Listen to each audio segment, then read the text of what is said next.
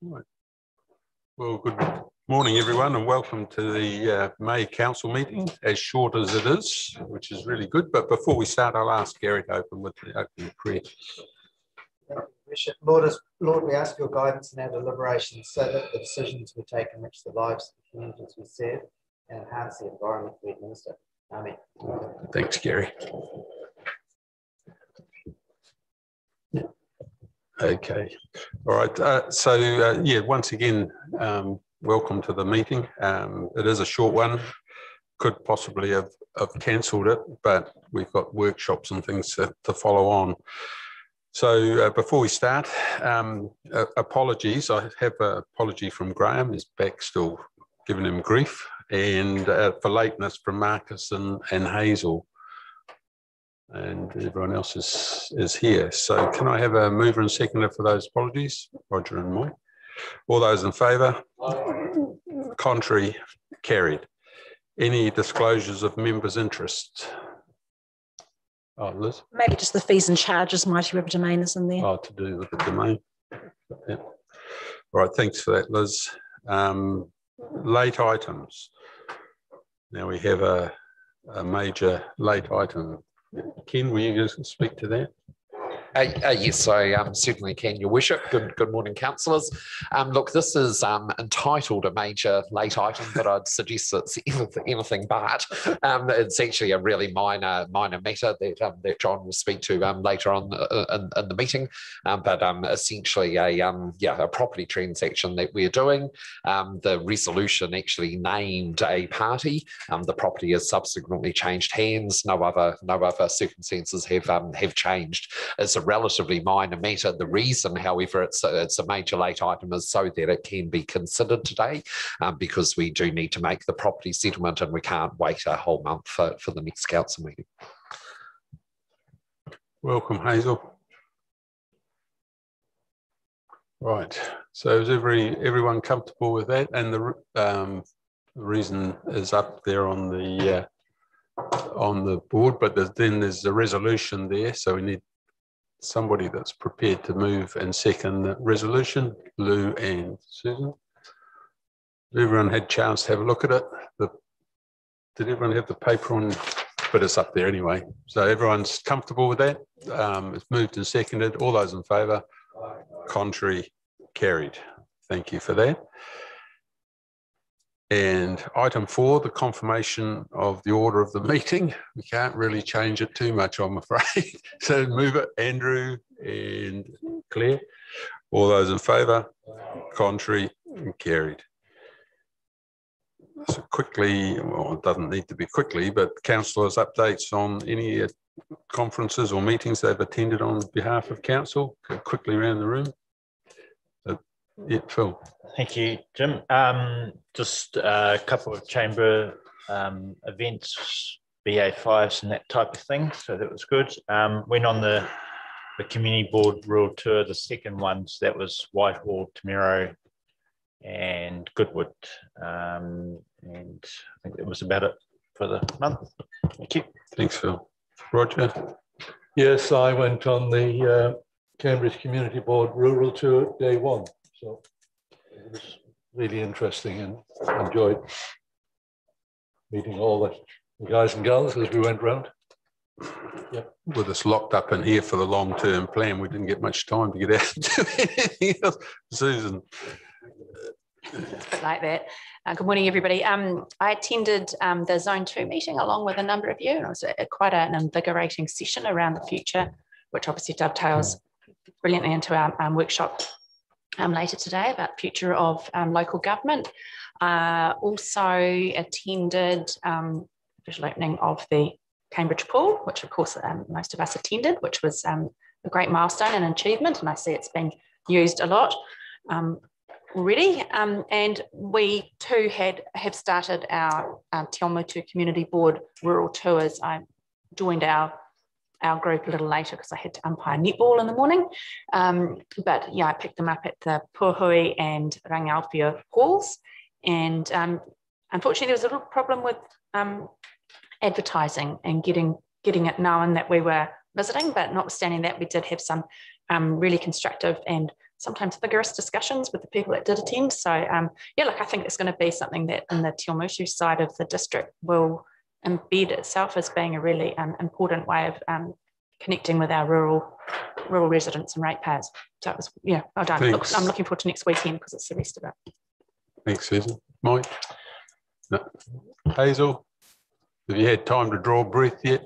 Don't worry about it. We'll skip Lou. Yeah, much the same as Susan, although it started with the group that went around. I think that's a really positive thing to us to do, to communicate with the rural communities and the local communities. Some very interesting information came up and some areas of interest that I think we should be able to address at some later stage at the council. Thanks, Lou. Yeah, thanks, Jim. Just a couple of small things. So last week I attended on your behalf the it was the Leaders Forum, Future of Water, which of course Tainui, Mercury Regional Council and Dairy New Zealand were in attendance at. So it was an excellent forum, lots of opportunities to collaborate, and I guess what it did was it just stressed the importance of water and moving forward. So great to have those organisations in the room and all talking together. So that will be the first of many, I think. I just wanted to also mention Ngā Pai Whenua, so a bit of a historic visit. We were able to finally head up onto State Highway 1 at Karapiro and visit some of the, one section of land which is quite steep, but for those on that committee, it was, really, really well worth heading up to the top, what felt like being in the clouds actually at times, being able to actually physically get on the land that has been returned to Ngāti Kōriki Kākura and Ngāti Hoa. And yeah, just to mention the Zone 2 meeting as well. It was one of the best zone meetings we've had in a long time, I think. I think the next one is going to be in Taupo, and yeah, encourage as many of us to get there along as possible. I think it's 2 days, so we might have to plan. Yeah, and it's really close to the conference too, so that's going to be a bit tricky for some, me included. Yep.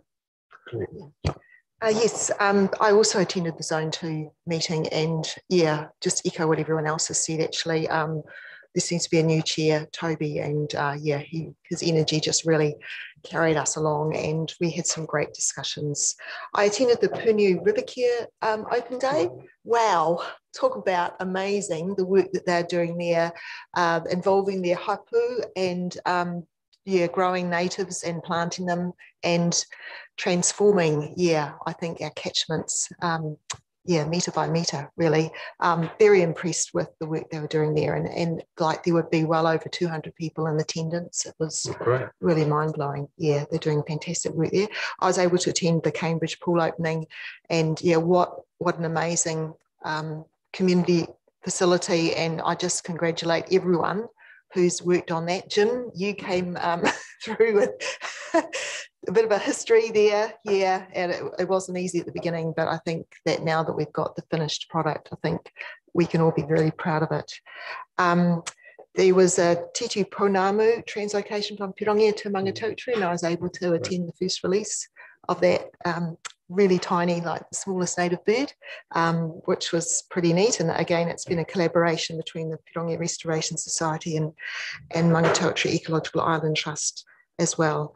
On behalf of Jim, I attended the Te Awamutu Boxing Academy sort of Business After 5 event. They are looking after over 300 young people a week, with doing classes. And so I discovered that boxing is a team sport, and it puts those kids sort of into, a network of really strong positive relationships with the ones that are sort of learning with them, but also their coaches and their mentors and all those supporters. And I just thought it was so fantastic for us to have that in our community. It was a great event. We had a review of the Cambridge Streets for People sections yesterday, and I was able to go along to that and just see the particular sections that are of concern. And it was great to have staff there as well, and just to go through it and have feedback from key stakeholders as well. And then lastly, we had the Pirongia Cycleway meeting yesterday. Yeah, Andrew was there as well. And boy, we're getting close. Yeah, the KiwiRail lease agreement has actually been signed after 6 years of negotiating. Yeah, so thank you, John Miles, and all those others preceding him. And we're just sort of getting hopeful that we'll have, you know, that section actually all sort of finalised from Tuamutu to Ngaroto before too long. Obviously, they're still not quite got everyone on board, but it's looking hopeful, and there was quite a lot of positivity at the meeting. Yeah. Oh, good. Thanks, Claire. Thank you, Your Worship. I attended this month's ComSafe meeting, and the only thing of interest, and Gary did alert us to be careful with things going missing out in the car park here. Strawbridge during the previous month was broken into, and an offender took 2 bags of cameras out, was caught on CCTV. That's all right. The public there's a lot of noise, dropped both the bags. What concerns me is everything's on CCTV, which is great. The family have come forward with this person's name and everything, but the police are under-resourced, and as far as I know at the moment, nothing more is happening. And that concerns me, but that's beyond us anyway, but just to be vigilant. But CCTV are working, there's visuals, and the family have come forward, so I don't know how far the police have taken it since then, but just of interest. Oh, it's good that the information's been passed on. We can follow that up with the police to see what's happened, but they'll be working through the system, I would think. I think so, yes. Yeah. I don't see how they can get away with it when everything's there, but never mind. For your information. Yeah, thanks, Bruce. Look, it was a busy month, and the long-term plan, thanks to everybody involved in that, and particularly you, Susan, for handling those hearing days. It was a phenomenal effort, so huge thank you for that. You're right, Claire, the swimming pool opening was a bit of a highlight that seemed to get lost in the month's worth of meetings, but it's great to have that open. I've called in there a couple of times since, and the vast majority of people seem to be enjoying it. One negative feedback, but we can just live with that. It would be a surprise if there wasn't somebody that was thinking that there could be something wrong with it. It was effectively I thought that there was a structural defect in the fact that the floor dropped a step down rather than was sloping, and that we wouldn't be able to keep the pool clean.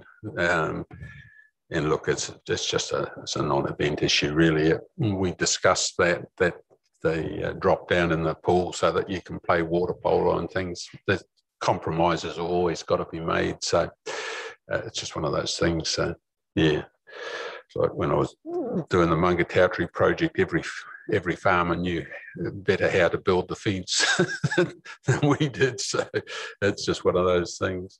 Had another meeting for the National Council of Local Government New Zealand as well after the zone meeting. And look, things are really obviously happening in local government that we're all aware of, but the changes that are coming, it's almost, I think, really appropriate that we've got the meeting with Peter McKinley this morning, because the issues that he's talking about are obviously front and centre with local government New Zealand. But we did get an initial briefing from Jim Palmer and a couple of the other members of the committee that's set up to do the review of local government, the future of local government. And they're still getting their head around I suppose, what the possibilities are for local government. And the 3 issues that they raised were trying to identify the key trends, what are the key opportunities, and to them, what does success look like? A little bit skeptical. I think the committee itself will do a good job, but eventually it'll be like all of the funding and financing reviews that have been done on central government by central government, if they're not prepared to release some of the work that we could deliver to the community, it will all be a waste of time. But look, at the moment, it was seeming positive. So, and the committee's really, I suppose, well experienced in local government. So I think we're going to just need to work with that committee and get the best we can for our communities. So that's something that's on the horizon. And then just yesterday, Gary and I and Ken met with Kāinga Ora in terms of obviously the housing issue is certainly causing concern, central government and local government across the country, and just how we can work together to try and resolve the issues. And whilst Waipa is nowhere near as bad as some, we still have a degree of homelessness and lack of affordable housing across the district. So we need to work on that. So, and the only other opening I'd had was the ag training, the ag driver training establishment at Hautapu that opened last week.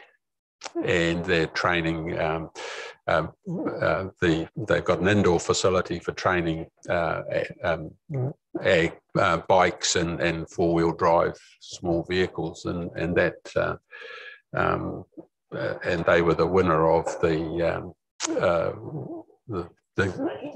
yes, for the awards, the business awards. So that was great to attend that, and obviously a lot of injuries caused by the four-wheel vehicles and motorbikes on farms. So that was great to have that in the district as well. So that's about it from me from the month.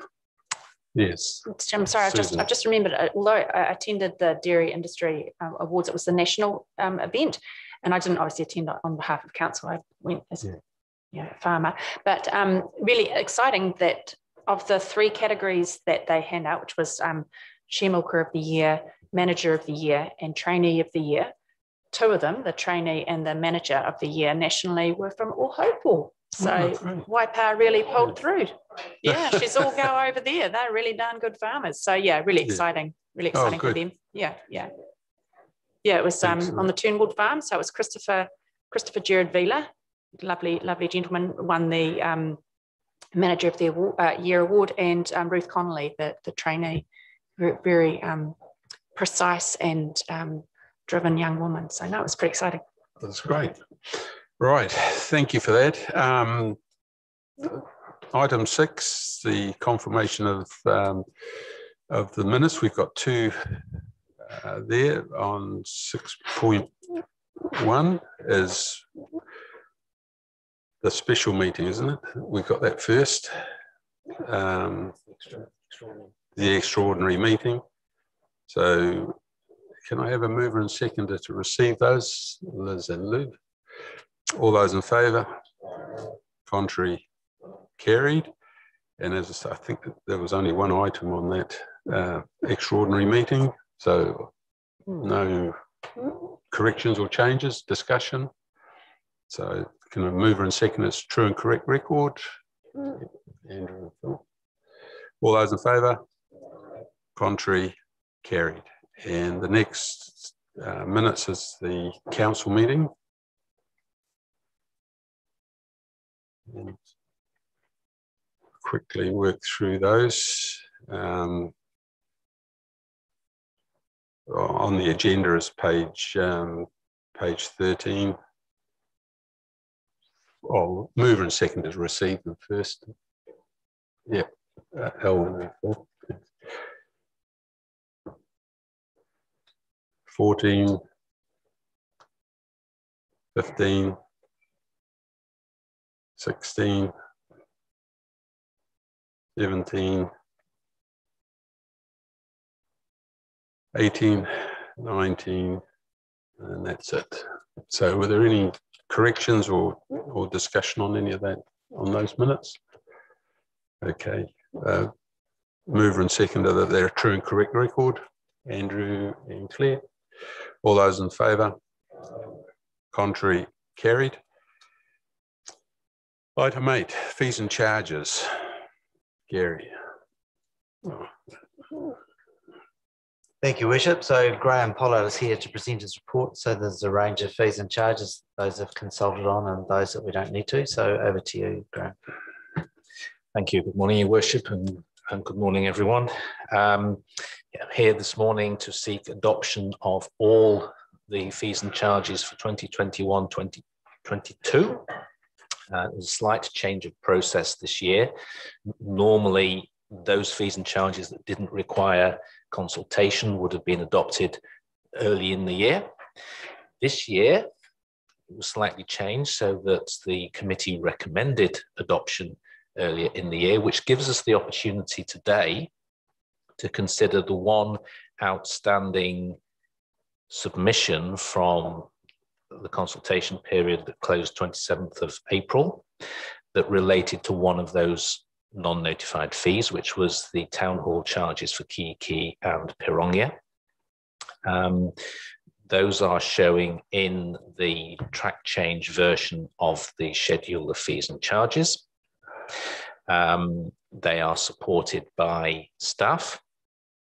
And also to adopt those fees that were consulted on,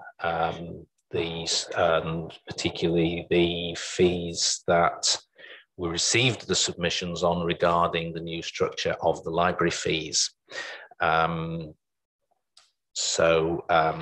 This is an opportunity today to get this done, and by adopting today, then staff have got the opportunity to really get these new fees into the systems so they're able to go live for customers on the 1st of July. If we wait till the end of June, then it's a problem for them because they've only got a 24-hour turnaround. So that's why we brought it forward today. So thank you. Thanks, Graham. Any questions? We've been through them pretty thoroughly, I think, over the previous few months. So we have a recommendation A through to E. Can't see why we'd need to do them separately. Rogers, move all 5, and a seconder, Bruce. If there's no further discussion, I'll put the motion. All those in favour? Contrary, carried. Item 9 is a resolution. Sorry? Yeah. A resolution to exclude the